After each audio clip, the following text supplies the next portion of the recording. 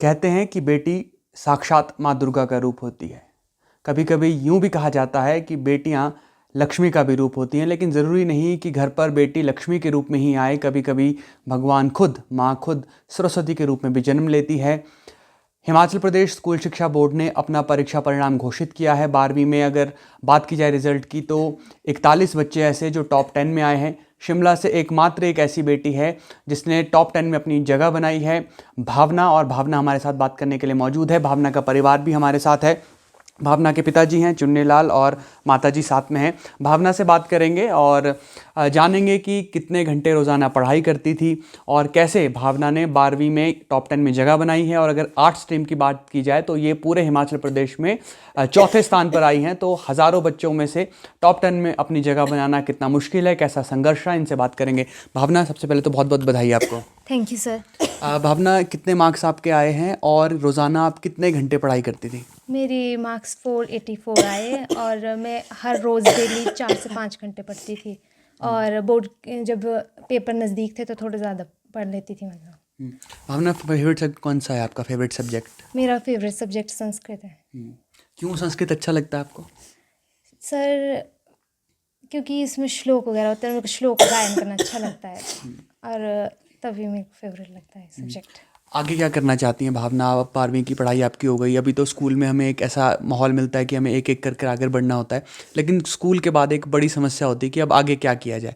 तो भावना क्या करना चाहती हैं भविष्य में? सर, मैं शास्त्री करना चाहूँगी, क्योंकि मैं पहले स्टार्टिंग से इतनी ऐसे एवरेज जैसी स्टूडेंट थी, तो उस टाइम मेरे को पता नहीं था कि क्या करेंगे, देखी जाएगी। मतलब जब +2 होगी तो फिर देख लेंगे हम जब क्या करना है। फिर मैंने थोड़ा सोचा कि नहीं, मेरे को कुछ तो करना है, क्योंकि मैंने बड़ा एम नहीं लिया IAS HS, क्योंकि फिर मेरे को खुद को डिफ़िकल्टी होगी वो बाद में, क्योंकि मैंने पहले से मैं एवरेज हूँ। जैसे मैंने आपको बताया था कि मैं एवरेज स्टूडेंट थी, तो मतलब काफ़ी ऐसे एक बड़ा संघर्ष होता है, मतलब पढ़ना भी, और फिर हिंदी मीडियम भी है मेरा, फिर ऐसे थोड़ा सा मुश्किल भी होता है कभी कभार मेरे को। भावना, 10वीं में कितने मार्क्स थे आपके? 666 मार्क्स थे उस टाइम मेरे तो। 666 वाले को एवरेज नहीं कहा जा सकता, क्योंकि भी बहुत अच्छे मार्क्स हैं। नहीं सर, उससे पहला थी ना मैं एवरेज, ऐसा बोलना चाहती हूँ मैं। जब मैं बिल्कुल स्टार्टिंग में थी, मतलब 6 to 8 वगैरह कभी आई भी नहीं थी क्लास में, कुछ थर्ड आई थी एक बार 8th में। उसके बाद थोड़ा थोड़ा सा ऐसा कॉन्फिडेंस बढ़ा कि हम भी कर सकते हैं, तो फिर मैं सेकंड ही आई। फिर इस बार पहली बार मैं मतलब फर्स्ट आई। ऐसे मेरे को वैसे ऐसे मैं एक्सपेक्ट नहीं करी थी। चलो स्कूल की पोजीशन तो चलो आ ही जाती, पर ऐसे मतलब ऑल ओवर हिमाचल में तो ऐसा मैंने एक्सपेक्ट नहीं किया था। तो कैसे पता लगा रिजल्ट का? आपने खुद देखा या किसी ने बताया आपको कि भावना आप तो टॉप 10 में आ गई हैं? पहला तो मैं ऐसे ही देख रही थी कि स्क्रॉल कर रही थी मैं कि कहीं तो आ ही गया होगा। फिर जैसे उस टाइम लोड पड़ा रहता है काफ़ी वेबसाइट पे भी, तो मैं वहाँ पे भी चेक कर रही थी पर नहीं हो रहा था। फिर मैं और मेरी बहन बैठे हुए थे, तो फिर मैंने एक वीडियो चलाई कि इसमें बता रहे लाइव चलिए, तो फिर उसमें मेरा नाम आया। मेरी बहन बोलती कि तेरा ही नाम आ रहा है। मैं कहा नहीं, ऐसा नहीं हो सकता भाई। मतलब एक बहुत ही ऐसे एक सडन जैसा था मेरे लिए कि मैं सच्ची आ गई। मतलब मैंने एक्सपेक्ट तो किया था कि मैं कर सकती हूँ, तो इसलिए मैंने पूरी मेहनत भी की थी, पर ऐसा भी नहीं सोचा था कि मैं इतने मतलब ऑल ओवर हिमाचल में भी कुछ स्थान ला पाऊँगी। भावना ने सोचा कि किसी और भावना की बात हो रही होगी ज़रूर टॉप में। हाँ, मेरी बहन बोल रही थी कि मतलब स्कूल का नाम तो भाई government model senior secondary school Ghanati बोल रहे और डिस्ट्रिक्ट मतलब शिमला बोल रहे। तो मैं बोल रही थी कि नहीं, ऐसा नहीं हो सकता कभी, मतलब होता ही है, क्योंकि मैं कभी आई भी नहीं ना ऐसे, तो फिर थोड़ा सा ऐसा लगता है कि। अच्छा, तो उसके बाद तो फिर दोस्तों के, रिश्तेदारों के भी लगातार फ़ोन आ रहे होंगे बधाई देने के लिए? सबसे ज़्यादा तो मेरे को न्यूज़ वालों के ऐसे आ रहे थे इंटरव्यू के लिए, तो बाकी तो हाँ, सब ने ऐसे बहुत ही फ़ोन किए थे, तो हाँ वाले। अच्छा भावना, घर पर क्या करते हैं आपके माता? क्या करती हैं पिताजी? क्या करते हैं? कैसा माहौल रहता है घर पर पढ़ाई को लेकर? शांत माहौल है, क्योंकि बहुत दूर दूर है घर भी हमारे यहाँ से। और मम्मी तो मेरे घर का काम ही करते हैं, फिर पापा मेरा घर का काम भी करते हैं, और साथ में अपना ऑफिस में भी काम करते हैं। मेरे पापा बहुत हार्ड वर्किंग है, मतलब बहुत काम करते हैं मेरे पापा। तो घर का काम तो सबसे बड़ा काम होता है, कहा जाता है जो घर बना सकता है वो कुछ भी कर सकता है। हाँ, ये बात बिल्कुल ठीक है। मेरे पापा बहुत सपोर्टिव है, मतलब कभी भी ऐसे प्रेशर नहीं करते कि हाँ पढ़ना ही पढ़ना है। मतलब पहले से जैसे हम आए भी नहीं ना कभी, फिर भी नहीं ऐसे नहीं बोलते कि हाँ भाई तुम्हारे नंबर अच्छे आने चाहिए। जैसे मेरे 10th में भी 95 थी, तो उसके बाद कभी मेरे पापा मम्मी ने ऐसे मेरे को फोर्स नहीं किया कि हाँ पढ़ना ही पढ़ना है, कि ऐसे बोलेंगे कि ये वाले सब्जेक्ट में इतना टाइम दो, ऐसे नहीं भी। क्योंकि मेरे मम्मी पापा को भी पता है कि थोड़ा मुश्किल होता है, ऐसे थोड़ा ना कि बिल्कुल आसान नहीं होता है सब कुछ।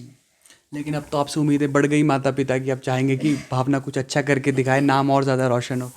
हाँ, मैं पूरी कोशिश करूँगी कि मैं नाम रोशन कर पाऊँ। और हाँ। चुनीलाल जी आपसे भी बात करेंगे। क्या करते हैं आप, सबसे पहले तो मैं जानना चाहूँगा।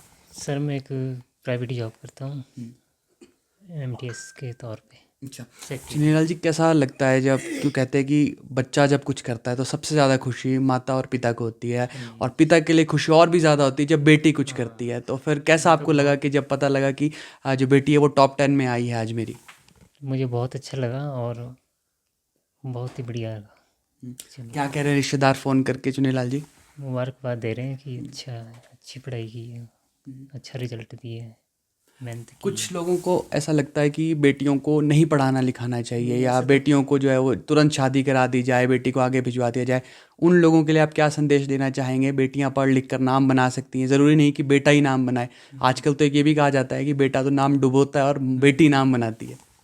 नहीं नहीं, इस समय तो दोनों ही सेम है, ऐसा कुछ नहीं है, कोई ऊंच नीच नहीं, भेदभाव नहीं है कि ये लड़का ज़्यादा है या लड़कियाँ, सब बराबर है। एक लड़कियों को पढ़ाना चाहिए अच्छी तरह से, उनको फोर्स नहीं करना चाहिए, कोई ऐसा नहीं कि भी ज़बरदस्ती शादी करवा दी जाए। कुछ जो उनके एम है, उद्देश्य है, वो पूरे होने चाहिए। आप कह रहे थे कि बेटी पर आप कभी कोई दबाव नहीं बनाते, क्या पढ़ना है क्या करना है, भविष्य में भी कोई दबाव इस तरह का नहीं, जो इच्छा होगी उसी तरीके से बेटी को आगे बढ़ने का मौका दिया जाना चाहिए। जी ऐसे। तो फिर अब कल का खर्चा बढ़ गया, मिठाई खिलानी पड़ेगी पूरे दफ्तर में आपको। जी वो तो है, वो तो खिलानी पड़ेगी सर। जी, आपको बहुत बहुत बधाई, आपने इतनी अच्छी बेटी को परवरिश दी है। Thank you sir, thank you sir. माता जी से करते हैं बात। माता जी क्या नाम है आपका? मेरा नाम मीरा है। मीरा जी कैसा लगा, बेटी टॉप 10 में आई है, तो ये तो बोलते हैं कि सबसे ज़्यादा खुशी का पल होता है और जब स्कूल में टॉप करते हैं बच्चे। हाँ जी सर, बहुत खुशी की बात है हमारे लिए तो कि हमारे बच्चे, मेरी दोनों ही बेटियां उस दूसरे वाली भी अच्छे में पढ़ाई कर रही है, सेकंड ईयर में अभी वो भी पेपर दे रही है सेकंड ईयर के। तो दोनों ही बच्चे पिछले साल भी इन्होंने दोनों ने, एक 10th में आई है एक +2 में, तो हमारे को बहुत खुशी की बात हुई। दोनों ही मेरिट में थी पिछले साल भी ये बेटियाँ। फिर ये वाली तो थोड़ी मेहनत ज़्यादा करती है, पढ़ती तो दूसरे वाली भी है ना, पर तो ये कहा जाता है ना कि सबकी किस्मत में तो ये होता नहीं है ना सर।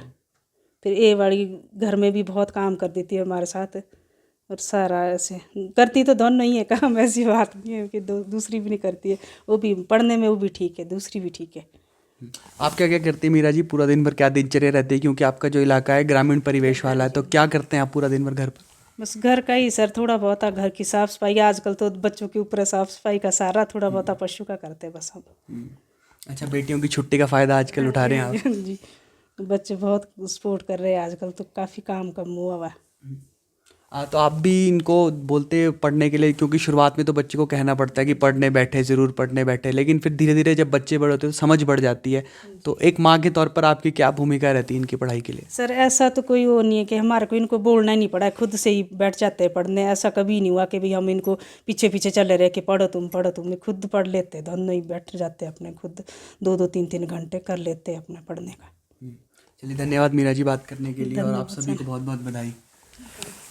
तो ये भावना और भावना के परिवार से आपने बातचीत सुनी, और मैंने शुरुआत में भी जिक्र किया था कि बेटियां ज़रूरी नहीं कि लक्ष्मी का रूप लेकर आए, बेटियां सरस्वती का भी रूप लेकर आती हैं। और आपने देखा कि भावना ने दिन भर कड़े संघर्ष के बाद, ग्रामीण परिवेश का ये पूरा इलाका है और यहाँ पर अपने घर के काम करना, उसके बाद पढ़ाई के लिए भी समय निकालना, भावना पूरा दिन भर इस दिनचर्या के साथ पढ़ाई करती हैं। और भावना आने वाले वक्त में शास्त्री की पढ़ाई करना चाहती हैं और संस्कृत की टीचर बनना चाहती हैं। और कहा जाता है कि जो टीचर होता है वो सिर्फ अपना भला नहीं करता, बल्कि वो समाज में राष्ट्र निर्माण का काम करता है, और इसी राष्ट्र निर्माण के काम में भावना की लगने की भावना है। फिलहाल के लिए इतना ही। आप जुड़े रहिए ABP लाइव के साथ।